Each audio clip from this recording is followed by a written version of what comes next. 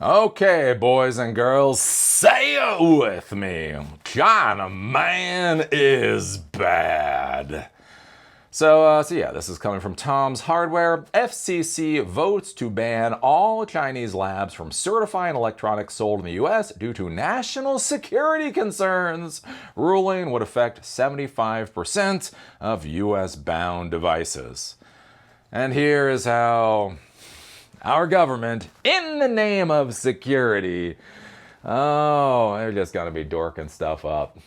Just how they do nowadays. They gotta protect us from the Chinaman. Now you may be starving to death. You may be being kicked out of your house because you can't afford the mortgage. Your kid might have a cough and you can't afford to go to the doctor. But the important thing is we are going to have 5 of the biggest battleships to have ever been built coming online at some point in the future. Right? Remember, the government will save us from the evil of Chinaman, and they are too busy to worry about things like, I don't know, measles. Measles. So yeah, I think this is kind of an interesting story. Again, I've been talking about this whole Chinaman bad thing for a while, and how it is the disaster that just keeps going. It's the myth, the storyline that has no end. Again, under the Obama administration, right? The guy who won the Nobel Peace Prize for showing up to work that day, literally, he did something called the Pacific Pivot, pointed our entire military apparatus at China. The Nobel Peace Prize winner pointed our entire military to contain another country. There was a TPP, the Trans-Pacific Partnership, again, also under Obama, that tried to economically contain China. And then past that, we've had Trump with tariffs, we've had Biden with other things, and there's just this drumbeat of China man bad. What Americans has the Chinese military killed? I don't know. Couldn't tell you. What is the actual damage that China has done to the United States? Couldn't tell you. If China is an existential threat to our civilization, why are they still like our biggest trading partner? Why do we buy so many of our drug precursors from a country that is a civilizational threat to our country? Couldn't tell you. Right?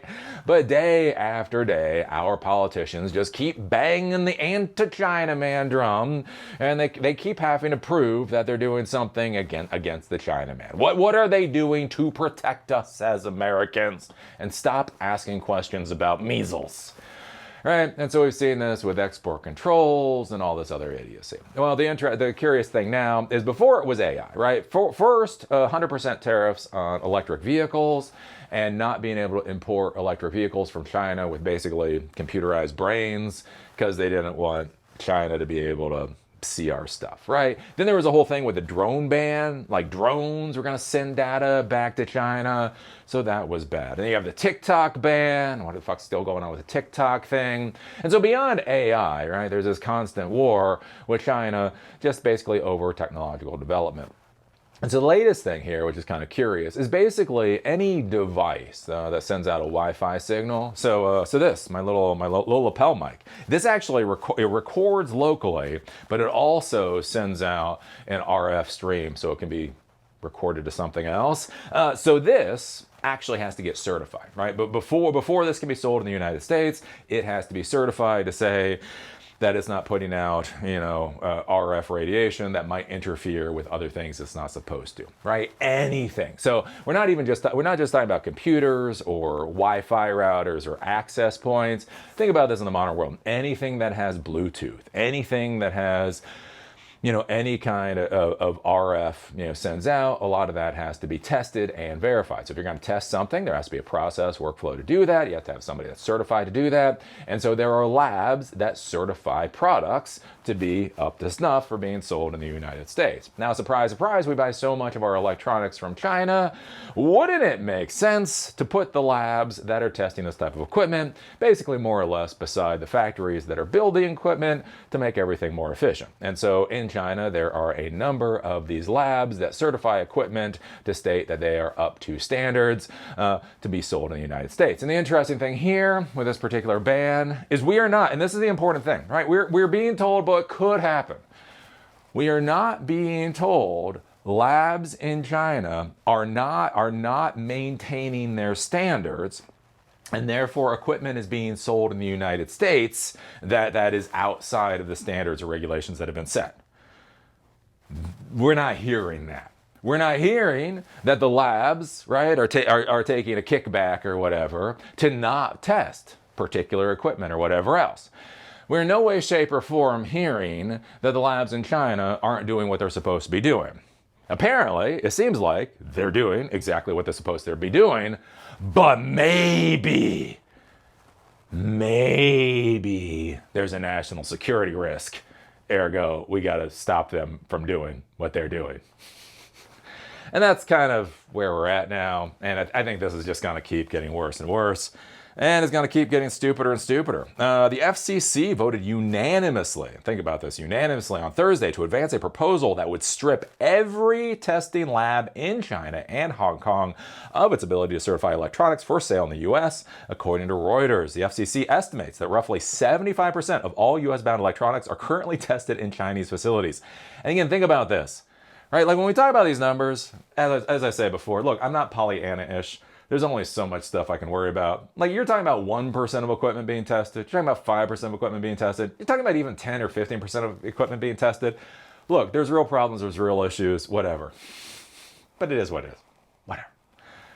75% of the equipment is being tested in Chinese facilities.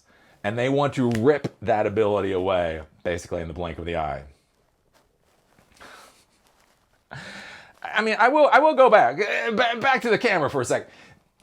Didn't we hire a businessman president? Didn't we elect a president that was supposed to understand how businesses work and workflows work and financials work and systems work and all that kind of stuff?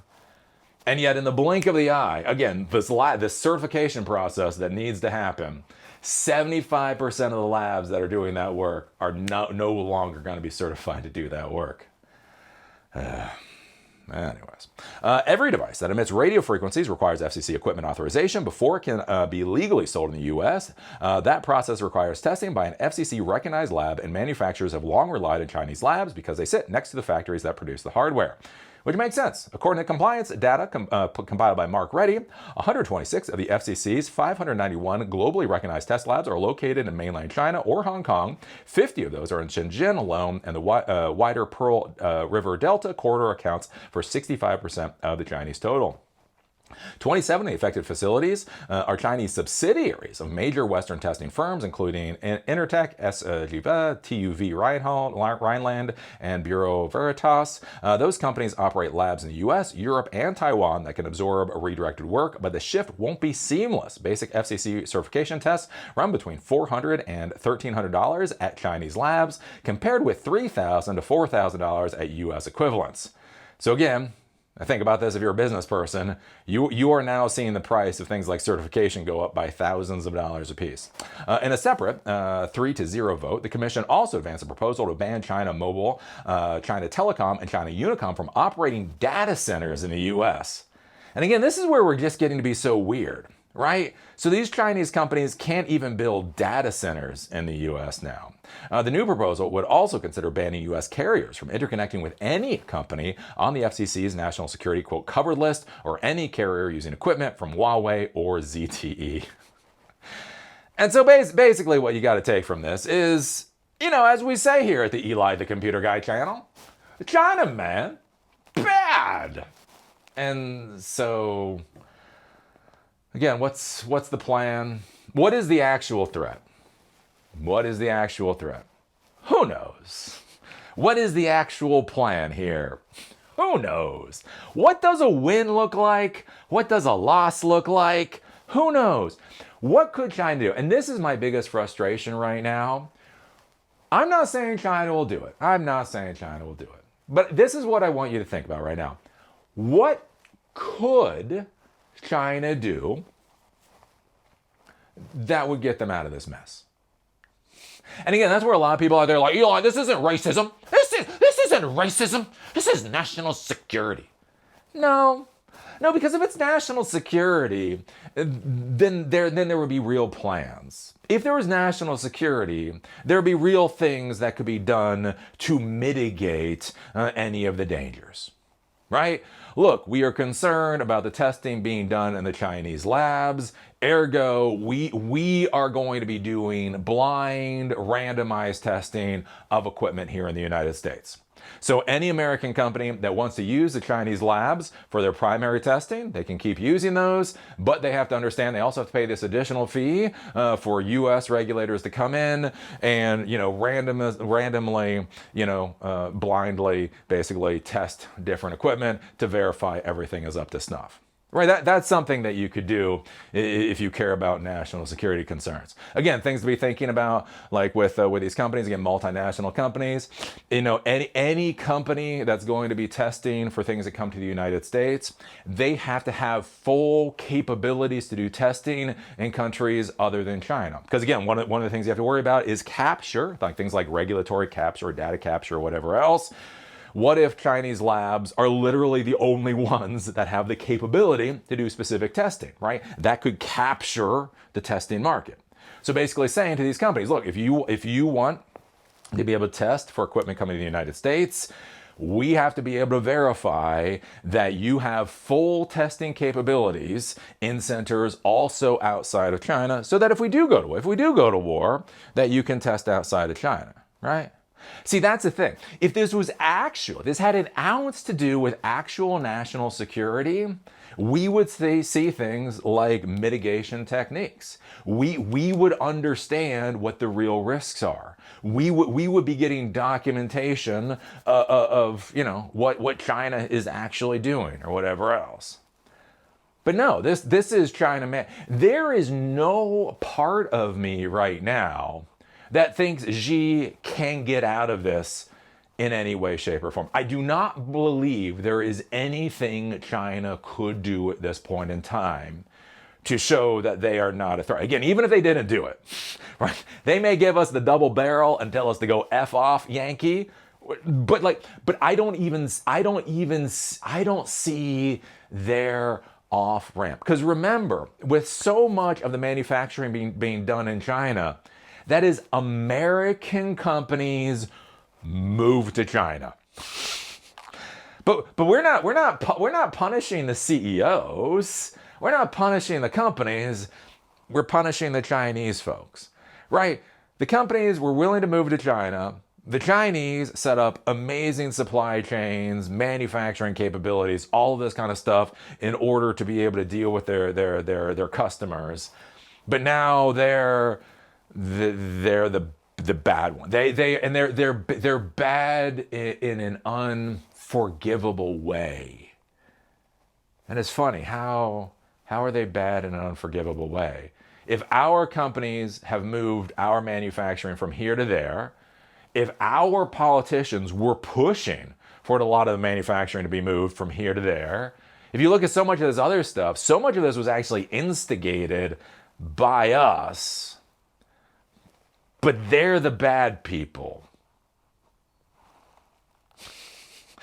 Tell me again how this isn't racism. Tell me one more time how we hold these truths to be self-evident. They ain't human beings.